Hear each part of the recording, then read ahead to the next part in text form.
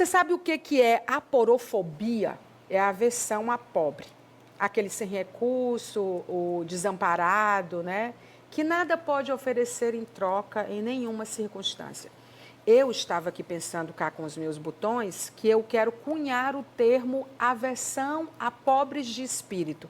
A gente vai falar sobre isso na entrevista de hoje, num parêntese apenas, porque o assunto é mesmo aversão a pobre. Eu tenho aqui a honra de receber o professor de filosofia Josivan Guedes, da Universidade Federal do Piauí, que foi escolhido pelo CNPq para um edital internacional de pesquisa sobre vários problemas, mas particularmente dessa aqui, foi ele que foi selecionado em primeiro lugar entre todas as pesquisas apresentadas na área da filosofia no Brasil, tá, gente? Então, assim, a pesquisa do professor Josivan, ela revela a pobreza, né, a aversão a essa pobreza. Há pessoas que vivem nessa condição. E aí, como eu estou falando com o filósofo, eu vou dizer para ele, defina a pobreza. Defina a aversão. Né? Porque, assim, nessa condição, quando a gente pensa em proposta de inclusão democrática, de pessoas dentro do público-alvo de estudo dele, é por isso que eu vou dizer o que foi que ele pesquisou, quais foram os pobres e, principalmente, quem são essas pessoas que têm aversão a pobre? A gente vai falar sobre isso. Então, a gente vai apresentar, então, melhor agora esse professor, que é o Josivan Guedes. Ele é doutor em filosofia pela PUC do Rio Grande do Sul. Ele tem um pós-doutor em filosofia e em direito também pela PUC do Rio Grande do Sul, com missões de estudos realizados na Alemanha.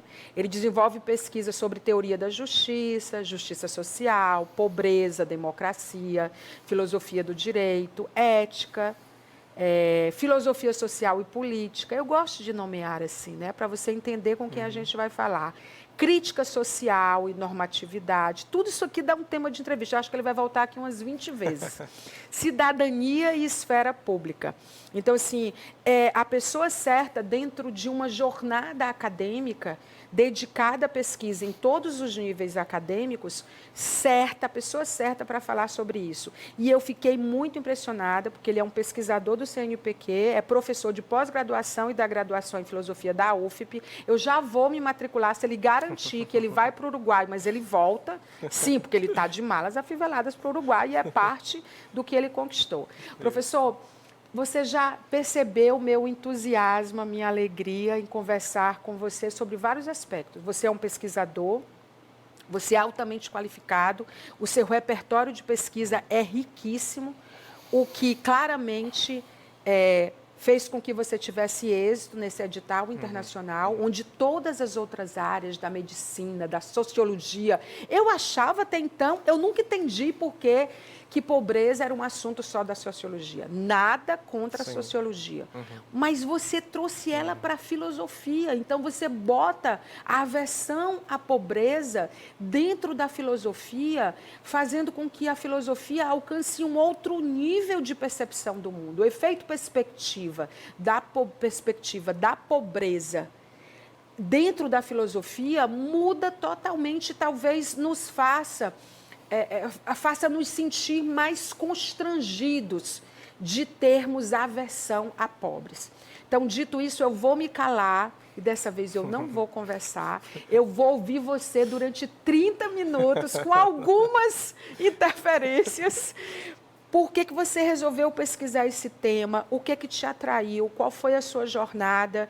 E aqui você atribui o fato de você ter sido o primeiro lugar desse edital internacional do CNPq falando sobre aversão à pobreza, que é esse termo que eu aprendi agora, que é aporofobia.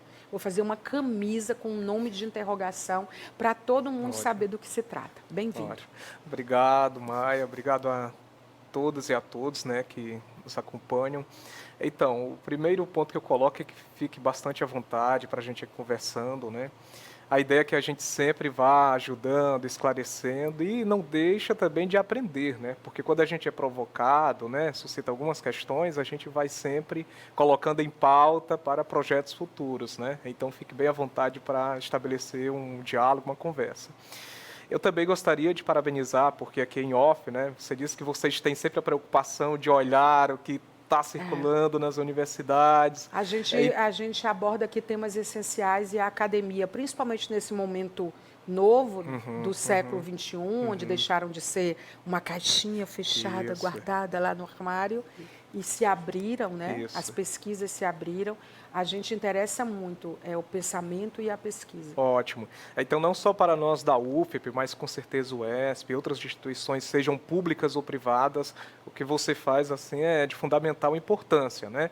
Porque dá vulto às questões muito prementes, que não é apenas uma questão acadêmica, mas que toca ao corpo, à vivência, ao sofrimento das pessoas. No caso aqui em específico, né, em tela, o tema da pobreza, né? Então, o primeiro, na sua fala, você trouxe um pressuposto muito interessante. Né? Isso até conversávamos.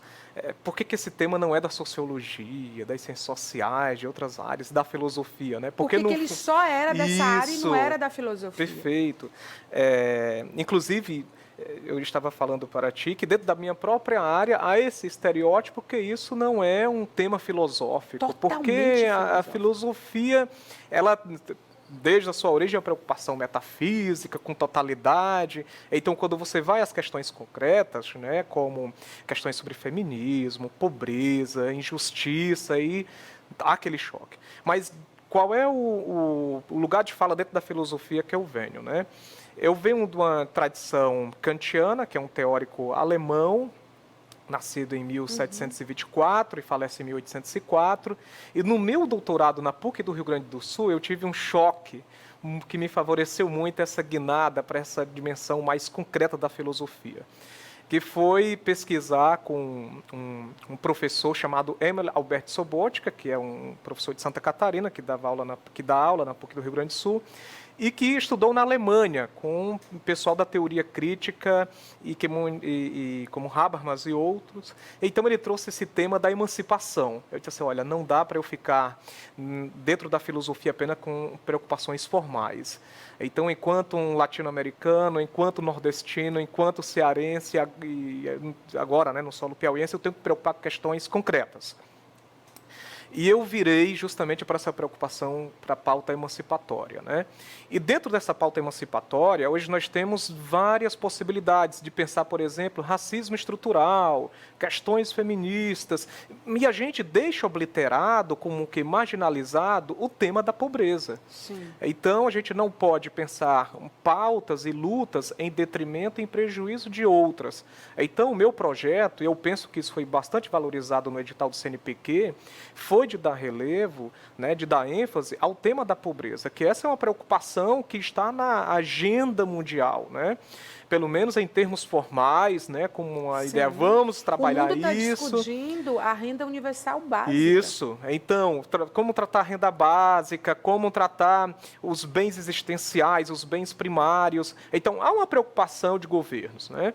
Então, a gente vê em nível mundial, há tempo que um cenário se torna um cenário mais limitado a isso, mas há outro que há aberturas. O caso do Brasil, o momento atual é de vivência disso. Nós saímos de uma pandemia, pensávamos até que fôssemos ficar mais sensibilizados com vários os tipos de sofrimento, mas a gente, em meio à pandemia, guerras. Fim de pandemia, guerras. A pandemia, na verdade, ela arraigou as desigualdades. Isso.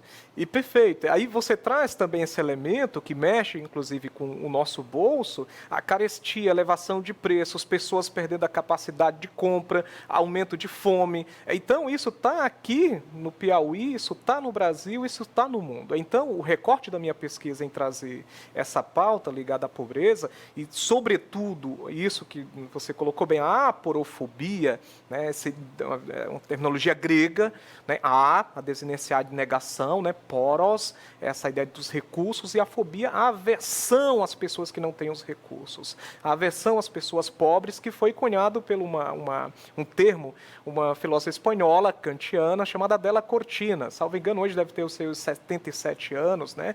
Inclusive, para os telespectadores, as telespectadoras, esse livro tem traduzido, né, a aporofobia, salvo engano, em 2017 tem uma tradução mais recente, né? E ela coloca lá justamente isso. Você pode ter vários tipos de preconceitos, xenofobia, várias fobias, aversões. Agora, nós não podemos deixar de lado a aversão ao mais pobre. O que a filosofia diz na sua pesquisa vencedora, escolhida internacionalmente, sobre os que você foca nos que têm aversão e você deve focar no que é a pobreza que sofre dessa aversão. Com certeza. Um país, uma instituição, uma escola, uma academia, independente do ecossistema do qual ela faz parte, quando ela acessar a tua pesquisa, ela vai despertar para o quê? Olha, para a necessidade, primeiro, de uma diferença de mentalidade, né? Isso, inclusive, há um termo grego chamado metanoia, uma mudança de mentalidade, né? A primeira coisa, se a gente olhar no dia a dia, essa aversão aos pobres está nas piadas de humoristas, etc. As próprias pessoas que sofrem materialmente, se não têm o que comer, etc., às vezes elas têm uma certa aversão, ela tem uma questão mesmo de autossofrimento. Isso, de dizer assim, porque o mundo neoliberal economicista passa, você é o culpado por estar nessa situação. Então a pessoa como que soterra, ela fica ali na angústia de dizer, por que eu não fiz algo diferente? Sendo que você olha para as condições, já nasceu num ambiente totalmente desfavorável. A nossa aversão torna pior aquela condição a nossa aversão nos torna mais pobre no conceito da palavra do que aqueles que são desprovidos de recursos. Isso mesmo. Então, pobres somos nós. Isso mesmo. Então, e aí você até falava a questão de pobreza espiritual, né? Vem justamente nessa nossa... Não deixa de ser uma pobreza espiritual daquele que culpabiliza o pobre por uma situação de pobreza. Eu estava há pouco tempo em aula na UFP, e umas alunos estavam fazendo seminário, e um dos alunos retratou o caso nos Estados Unidos de uma criança, mas isso, obviamente, não é um caso modelo, isso está na nossa situação, né? No Brasil, no Piauí, no Fortaleza, em qualquer lugar do mundo, que ele acordava, via o pai drogado, a mãe drogada, a família desempregada, etc. E esse menino fica rebelde e tal, e depois ele teve a sorte que um empresário dá uma chance para que ele seja alguém na vida. E veja, às vezes é um caso perdido. Na prática, o que acontece? Essas pessoas, elas acordam, não têm o que comer, tem toda uma questão de sofrimento, terminam morando nas ruas, no abandono, e sofrendo essa prática, essas aversões, né, aporofóbicas, né, de aversão mesmo. E veja, a aporofobia, ela não está apenas, Maia, numa aversão assim manifesta, mas pode estar também na indiferença. Né? Você passa, Teresina, você está num semáforo, de repente está lá uma mãe numa situação dificílima, que tem uma criança no colo, já está com outra ali, de repente uma fome, e você vê que a criancinha está naquele sol enorme. Isso não é apenas, obviamente, o cenário de Teresina, isso está no mundo, e você não está numa situação diferente, o que fazer com essa situação? Engraçado que a nossa versão, ela mora na filosofia, mas ela mora também no que a gente naturaliza, né? Com certeza. A gente adotou a indiferença como uma opção. Perfeito. E aí eu queria até saber, porque assim, é muito difícil vencer um edital nacional, imagina um internacional. Então, assim, com tantas questões, com tantas percepções da própria ciência, em relação a isso. Então, assim, você concorreu com colegas doutores de excelência de todas as áreas e de universidades do país. Isso mesmo. Como que a filosofia que você apresenta, que a gente nunca achou, que a pobreza também morava na filosofia, como que ela problematiza isso como filosofia e que soluções ela apresenta? A tua pesquisa, ela tem um começo, meio e fim. Ela é algo que não se encerra? Qual é o status dela? Né? Não sei se eu estou sendo clara. Claríssima. Não se encerra pelo seguinte, porque entre a pobreza aspas não vai aqui, se encerrar. Perfeito. Né? Entre aspas, o meu objeto de investigação não se encerra. O teu objeto de investigação é justamente a aversão, essa aporofobia, a aversão aos mais pobres, e junto com isso, como melhorar, pelo menos mitigar, atenuar, suavizar essa condição. Né? Então, não se encerra, justamente como você bem colocou, porque você, ao máximo, você pode diminuir as condições de sofrimento social e de pobreza. Aí veja o ponto. A minha questão que outros colegas disputaram na minha área, pelo corte do edital, eu vi ali que pesquisas, por exemplo, sobre câncer, elas ficaram bem ranqueadas. A minha, salvo engano, ficou em 25º nacional, né, em todas as áreas, porque o tema da pobreza, no atual Sim. governo, é um tema que ele está ali peitando Mas ele mesmo. fica na 25ª posição no nosso país. Isso e mesmo. no mundo foi primeiro lugar. Na minha área de filosofia. Né? Na tua área de filosofia. Isso, no edital do CNPq. Então, vejam só o ponto. Quando eu fiz esse projeto, o primeiro ponto é qual a contribuição filosófica que passa pela sua questão, né, para dar isso. Eu pesquiso atualmente, que é um projeto financiado pelo CNPq, sobre um autor alemão chamado Rainer Faust. Ele tem uma proposta que é teoria da justificação de normas como crítica do poder. Qual é o pressuposto que ele coloca? Que as teorias da justiça, que é o meu campo de pesquisa, né, as teorias da justiça, dentro da filosofia, elas enveredaram pelo seguinte, pela linha redistributivista, de dizer o seguinte: temos sofrimentos, vamos redistribuir bens. E há uma outra pauta que é por reconhecimento. Reconhecimento, por exemplo, de gays, de pessoas negras, e você pode pensar outros reconhecimentos. Assim, olha, qual é a grande falha dessas teorias? Não pensar algo primevo, anterior, que é o poder. A questão não é simplesmente dar reconhecimento ou dar bens, por exemplo, assistências, Bolsa Família, qualquer outra coisa. Mas pensar as condições de um modo crítico, como isso foi gerado, como essas defasagens... Primeiro as primeiras coisas. Isso, o poder. Então, quem tem o poder para dizer que o branco é superior ao negro? Quem tem o poder para dizer que esse determinado grupo na minha cidade vai ficar com os bens e esse não? O problema está lá no início. A na questão do redistribuição poder. de renda, a emancipação, ela está nesse viés? Está nesse viés. Então, primeiro, nós temos que, na questão do poder, dinamizar o poder é democratizar. Agora, veja, como é, e aí passa pelo meu tema também junto com a justiça social, que é o tema da cidadania. E o meu pressuposto, Maia, o que é cidadania? Muitos pensam o seguinte: ser cidadão é ter o meu título eleitoral. Dentro da perspectiva sociológica, né, e filosófica, a cidadania ela é vista como tripé. Eu tenho que garantir direitos civis, direitos políticos e direitos sociais. Direitos civis, minha liberdade, seja religiosa, né, a liberdade de ir e vir, enfim. Direitos políticos, a participação, por exemplo, nas mulheres, o sufrágio universal, toda a luta que se tem.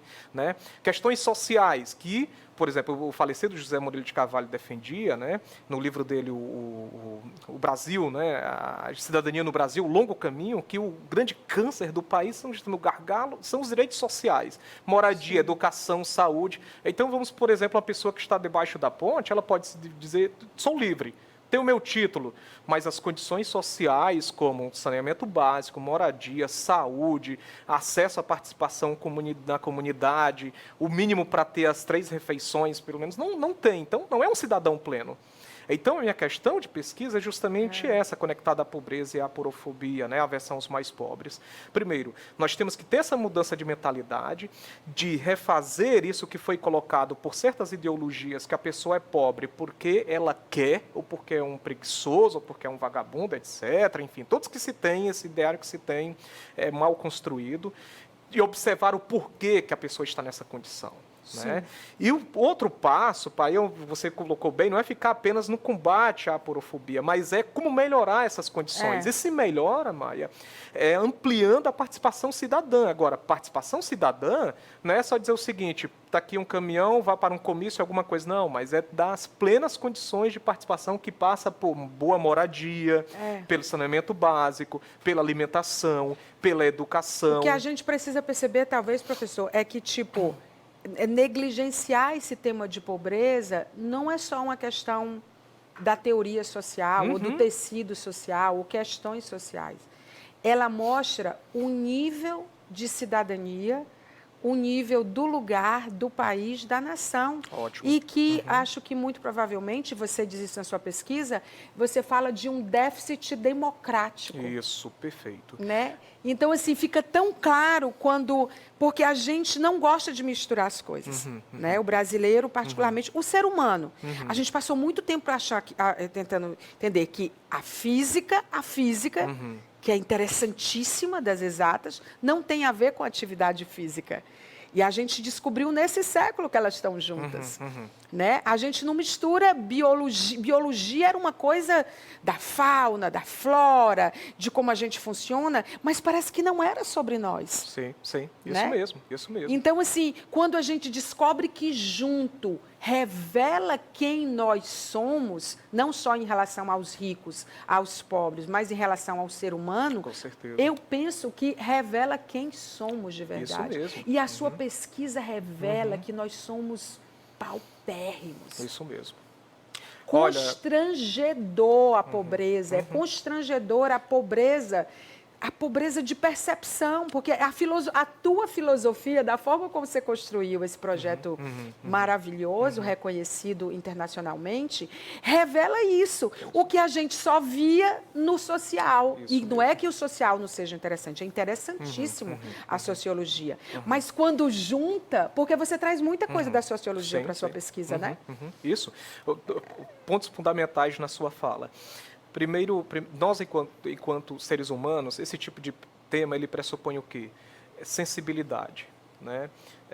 Eu acho que é necessário a gente ter essa questão interpessoal de olhar mais para a situação do outro, né? A minha pesquisa não é tipo assim, vamos criar agora vamos mudar o jogo, vamos criar uma versão aos ricos. Nada a ver, não é isso. E também não é uma metodologia, Isso não é uma gente. metodologia. É uma consciência. Isso, então essa sensibilização de olhar para o sofrimento do outro. Porque do contrário, Maia, em que consiste a nossa humanidade?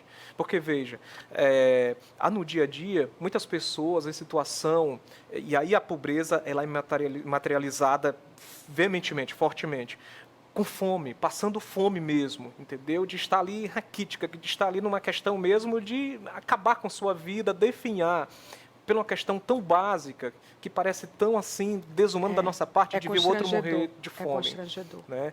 Então, há esse primeiro ponto. A humanidade é constrangedora. Isso. Então, há esse primeiro ponto que você coloca, que pressupõe o enfrentamento desse tema, que é uma questão não meramente teórica, mas nossa, que é sensibilizar-se perante o outro. Que isso é uma questão não meramente para a pessoa religiosa, mas para nós humanos, é uma questão ética. Né? O outro ponto é que isso é interdisciplinar, a sua fala revela isso. É na filosofia e na sociologia com várias as áreas. Né? E aí, isso me lembra, eu não disse ainda aqui, eu tive uma formação religiosa, seminarística, né, para ser padre por 5 anos. Você ia ser padre? Isso, Queria ser padre. Chegou a ser, não? Não, faltaram 3 anos. Eu ia ser diocesano, né? Você desistiu por quê? Eu me encantei, casei, então acabei construindo família. Isso. E aí você tinha que fazer o celibato ou o celibato é uma coisa, então, com todo respeito à religião, porque nós somos seres humanos, né? Sim, onde nós estamos tem o bem e tem o mal. Né? Então, assim, mas o celibato comprovadamente foi criado para a igreja não dividir suas terras. Toda uma questão histórica e cultural desse negócio. Então, foi assim, forjado. né? A Bíblia diz, né? Se você ainda não casou, pense se você quer casar. Eu estou resumindo, tá, gente? Sim. A Bíblia não fala exatamente assim. Inclusive, nós poderíamos ter toda uma discussão sobre o tipo de celibato, formação de padres. Mas o que não sei se você tivesse ido ser padre, você certamente teria construído uma outra jornada, porque você é a cara de filosofia, professor. Você não ia fugir da filosofia. Mas veja o ponto. Você ia ser um padre revolucionário. Pronto, esse era eu dizia isso. A minha questão era justamente ir para comunidades eclesiais de bases. No tempo eu fazia missões populares nas comunidades, então eu dizia, bom, se eu ficar aqui, esse é o meu caminho para o enfrentamento social e seguir aquilo de um modo genuíno que Cristo prega, que é a emancipação das pessoas mais sofridas, das pessoas pobres. Então, já estava isso lá. Que é o princípio cristão mesmo. Claro. Né? E isso deve unir as religiões. Né? O próprio sentido de religião, Deus não é religião. religar, significa unir, e eu penso que uma pauta comum é isso. E esse tema começou aí, talvez. Isso, perfeito. Como ali estavam as tantas missões populares, eu ia para as comunidades. Que é muito rico, né? As 19, igrejas, 20 anos. Elas né? atendem muita gente. Ela tem uma coisa do solidário, da entrega, que é muito verdadeiro também. Ai de nós, né? Claro, se não existisse esse alcance, esse impacto, né? E aí, Maia, veja só, eu ia para as comunidades, a gente passava a semana inteira nas comunidades, às vezes sem energia, fazendo esse trabalho mesmo assim, social, de evangelizar. E isso veio, meus estudos, isso veio, combinou aqui. E aí veja um ponto que eu queria colocar. As universidades têm essa função social, inclusive nós falávamos aqui antes, a universidade jamais pode ficar encastelada, enclausurada. Ela tem que ir ao encontro desses temas sociais e das pessoas. Inclusive, a universidade é mantida por impostos. Então, nós temos que nos abrir ao diálogo, temos que fazer extensão.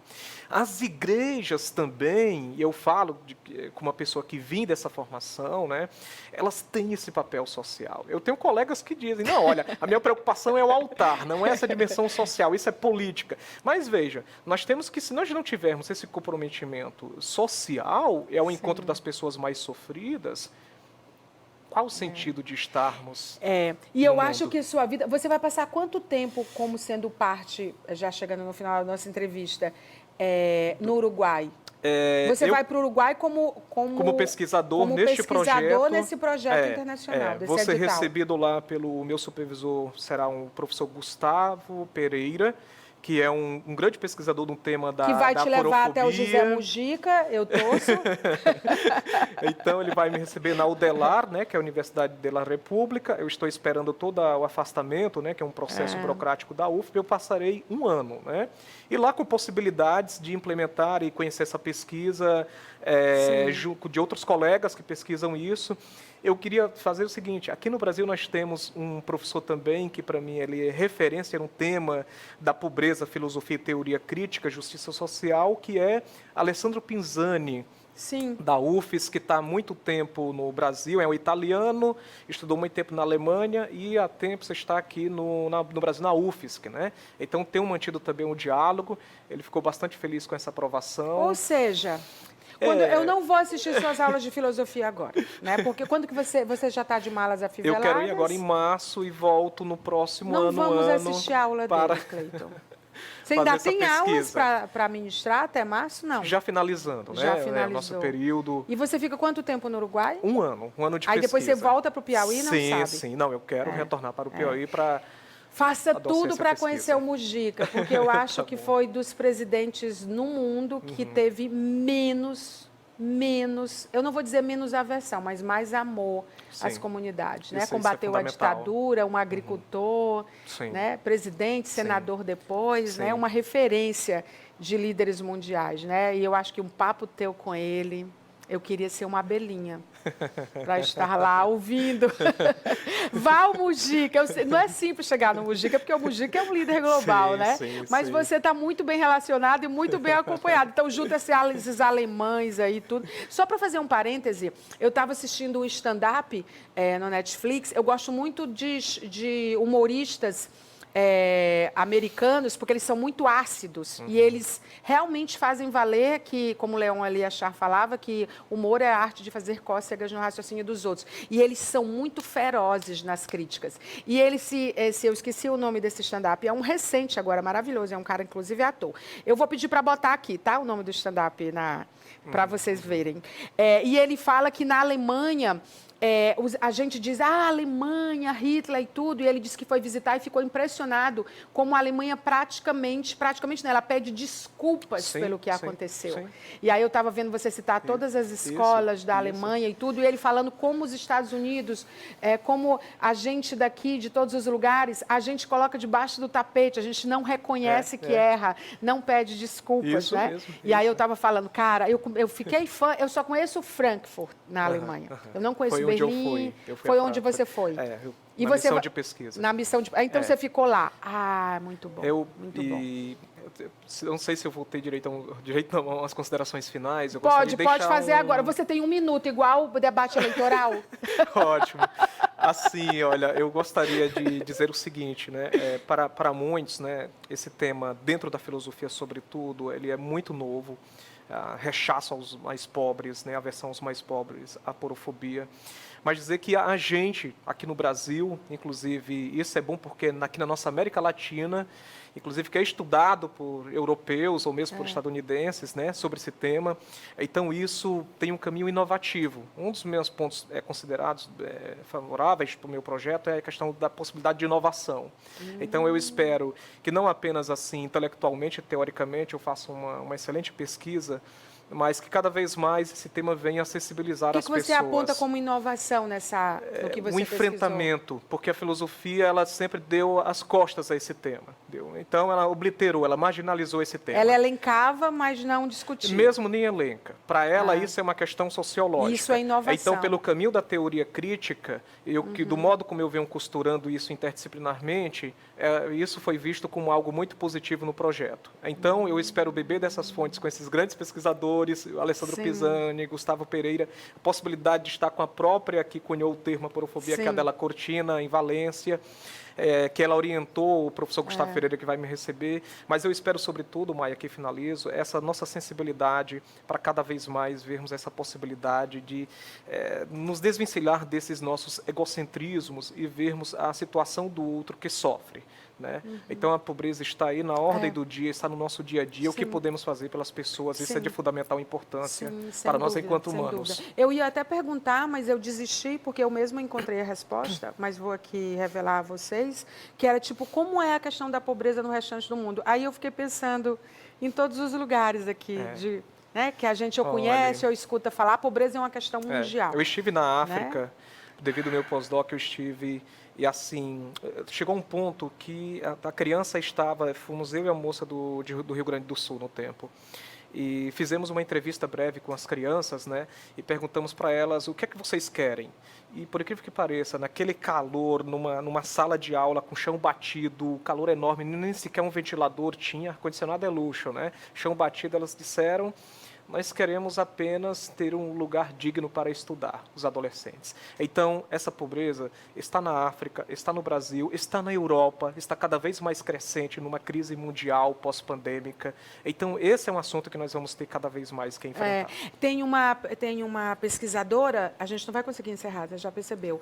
Eu não estou lembrada também do nome dela, mas eu vou colocar aqui para vocês. É alguma coisa Mahmoud. Ela é africana e ela estudou em Yale, ela teve a oportunidade de sair da África e se qualificar, e ela criou um projeto para crianças africanas, onde ela ensina conteúdos como biologia, o conteudismo de projetos pedagógicos, que é necessário, com poesia.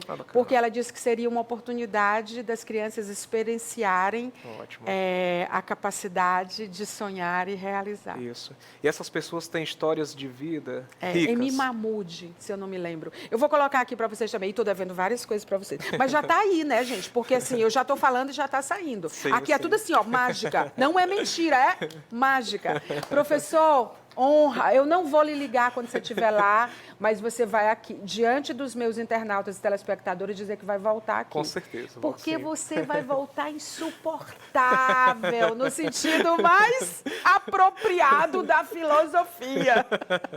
Que honra conhecer esse filósofo, que honra. Parabéns, UFIP, parabéns, professor, parabéns, Brasil, parabéns a todos os seus orientadores. Vamos discutir temas essenciais. Esse é o caminho, porque a indiferença nunca foi uma opção. Ótimo. Obrigada, professor.